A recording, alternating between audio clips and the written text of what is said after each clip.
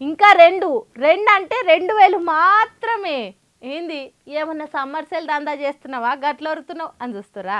అవును, summer sale కాకుంటే 2000కి వచ్చుడు కాదు, మనం అనుకున్న టార్గెట్కు ఇంకా 2000 మాత్రమే తగ్గింది. నీ 2000 సాలగుండా ముందు మ్యాటర్ చెప్పు అంటారా? పాండ్రి చెప్తా. అబ్బా, ఇంకా 2000 అయితే చాలు, లెక్క సరిగ్గా ఉంటుంది బంగారంకు. ఏంది కొంపదీసి బంగారం 2000కి దిగిందా అనుకునేరు. లేలే, అది జన్మల జరగదు. కానీ బంగారం ₹1,00,000 కానికే ఇంకా 2000 మాత్రమే తక్కువ ఉంది. ఒక్క రోజులని ₹1,650 పెరిగి 98,000కి చేరింది బంగారం ధర. మరి బంగారం పెరిగినాక వెండి ధర ఆగుతుందా? అది కూడా సోపత్ చేరి 1900 పెరిగి 99,400కి చేరింది. ఈ ఏడాది ఖతమయ్యేసరికి బంగారం రేటు 1,00,000 బరాబర్ దాటుతుందని బల్లగుద్ది మరి చెప్తున్నారు దుక్నపోలు.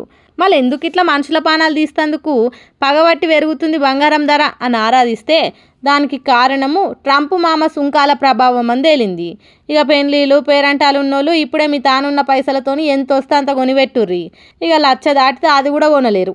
ఏందో ఏమో అన్ని రేట్లకు సోపతి బంగారం కూడా పెరిగితే ఇక పెయ్యి మీద బంగారం వేసుకునే బాకీ లేదు కావచ్చు మనకి అని సోకాలు పెడుతురట అమ్మలక్కలి తెలిసినాక. మరి ఇందుకే కావచ్చు సర్కార్ తులం బంగారం పెడతలేదు.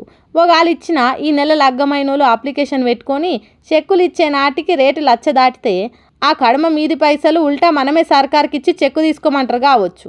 అందుకే ఎందుకు ఈ రపరప సప్పుడు చేక ఆ తులం బంగారం మీద ఆశలు వదిలేసుకున్నది మేలు అని సర్కార్ తులం బంగారం పథకం మీద ఆశలు పెట్టుకున్న వాళ్ళు కూడా బాధపడుతురట.